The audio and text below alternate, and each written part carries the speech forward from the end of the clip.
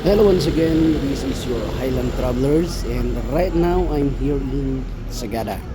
And for today's video is papasukin po Ingat ka natin na, yung isa sa was! cave nila, ang Sumaging Cave. Well, dito po is itry ko lang tingnan ulit kasi after 8 years saka po ako nakabalik. And I'll just show you yung mga difficulties, siguro yung mga i-expect po natin when we do the activity. Okay? So, dito po ha, physically demanding po. Kailangan pong medyo sanay po tayo sa lakaran and expect po natin na madilim po yung kuweba. Kasi meron po kasing nagtatanong, madilim po ba yung cave? Naku po naman mga sir and ma'am. Kung hindi lang siguro nakakahiyang maging pilosopo, minsan isasabihin kong maliwanag. Ito na kuweba. But anyways, mga sir and ma'am, no? Papasok po tayo sa cave and before we enter or we do the activity, kailangan din po natin ng konting briefing from our tour guides. Tour guide po ninyo dyan ang magiging buhay po natin pag kayo po ay papasok sa kuweba. Okay? Sa mga ayaw makinig sa kanilang mga tour guide, better wag na po tayong mag-proceed ng activity kung ayaw nyo pong sundin yung mga sanay dun sa area. Okay?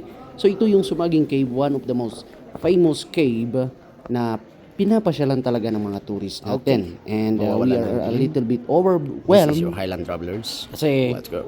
daming tao. This is December 28, I think. Yan. December 28 po tayo and ganito po yung mga dadaanan nyo po. Madulas yung bato. Okay? Kaya better, kaya natin yung balance. Maganda nakahawak palagi sa bato. And bago po kayo maghirap, kailangan mag-picture po kayo na meron tayong ebidensya na kaya nyo pang mag-smile at mag-smell ha. Matitest nyo rin dito ang patience natin. Okay? Ganito po yan, no? Hindi pa yung bato. Close sila, oh. Tignan mo ito. Yan, akap na akap sila sa bato.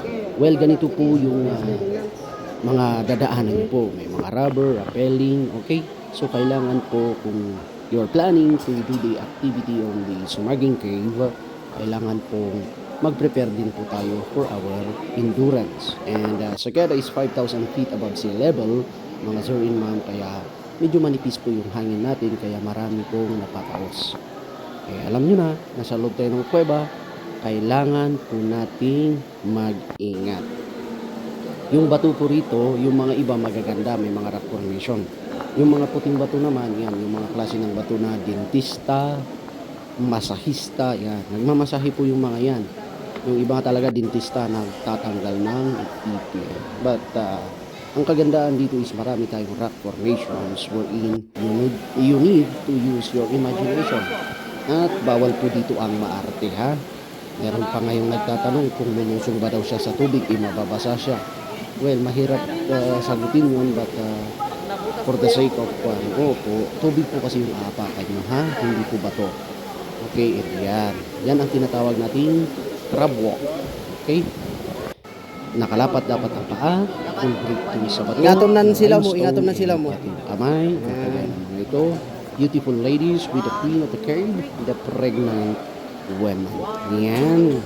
Fertility siguro ito, no? Hawakan nyo yan, malay mo, magkabuo na kayo.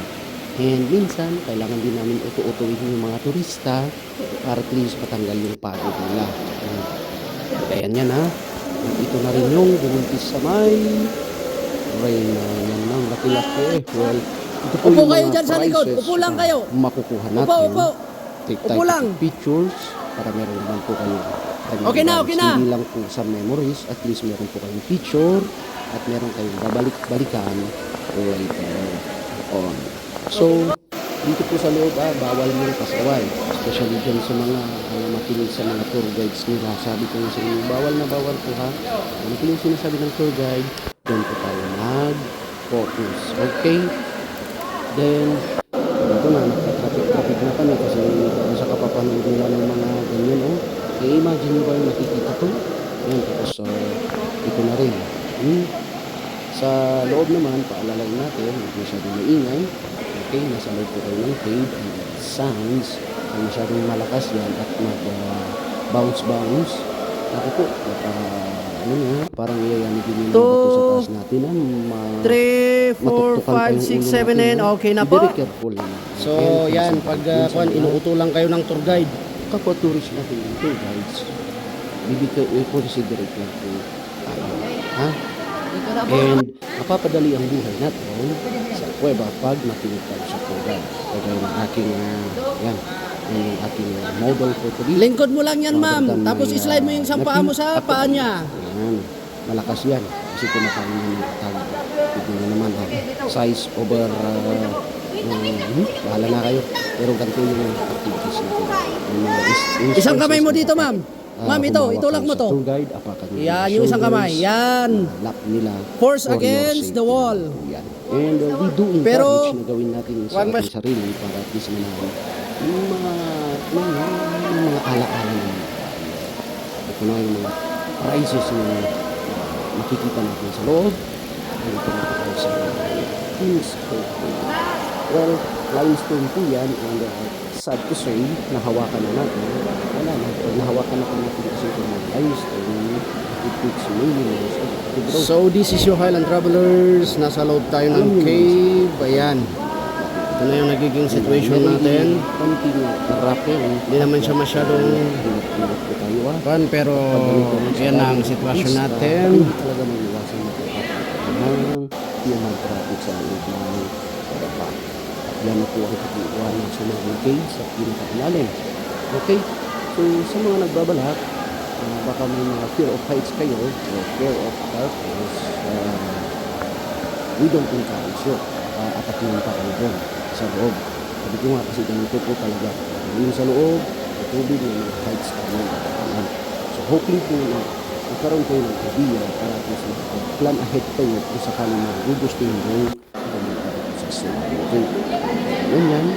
Meron tayong konting patuloy kaya sinasabi ko sa inyo, it demands physical strength. Okay, first victim. Konting lakas sa ating mga kamay. Kagaya ng madam, ayan ha. Ito po, buti pa itong tali na to, kapit na kapit. Kayo kaya, iwan ko na lang. Kala na kayo yan.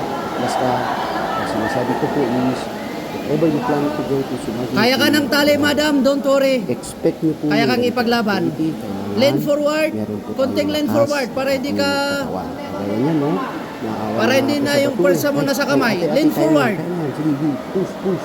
Pag ganito po is mas maganda. Lean forward. Hindi masyado yung strength ko yung bansa.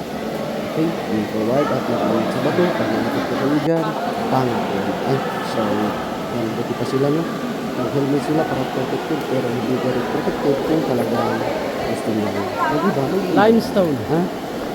Hindi madulas yun. Maraming oras na basta.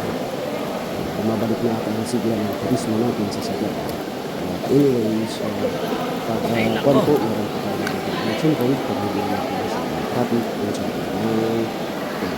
So sa mga nagpaplano Kaya nyo po bang na mag-smile? papasok Pwede ba? sa Round 2? Cueva, Sige na. So maging cave, sabi ko sa inyo, Let's go. ito na po yung naging parang brief lang po naman yun. So nung palabas na kami, marami pang papasok.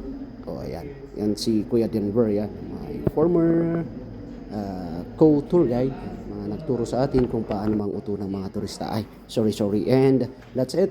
Ito po yung ating kasama, si Madam, 67 years old. Kinaya po niya hanggang sa pinakababa. King's skirting, hindi niya masyadong natapos kasi inunahan na siya ng pagod. So once again, sa mga gusto pong pumunta ng Sagada, hindi po ako tour guide, sumama lang po ako.